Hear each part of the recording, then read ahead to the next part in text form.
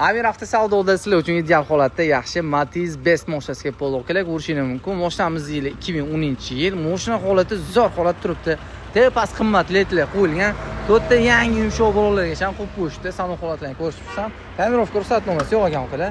Salon qismidan ko'rishingiz mumkin. Navrotlar qilib qo'yilgan, Mercedes effektlar qo'yilgan, salon asfaltini qilingan, magnitofon kolonkalar, yaxshi chexol, ko'rli solingan, konditsionerlari bor ukalar. Temir gaz bolalargacha uстановка qilingan.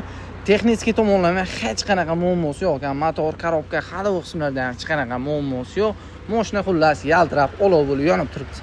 Kraska holati, xo'p, mana shu ikkita detalli pitnosi bor ekan. Mashina udallari yo'q, o'zingiz uchun tekshirtirib, prerka qildirib olasizlar. Ukamiz bilan narxini sizlar mazza qilib minishingiz uchun bo'ladigan narx ekan, oxir deyaptilar.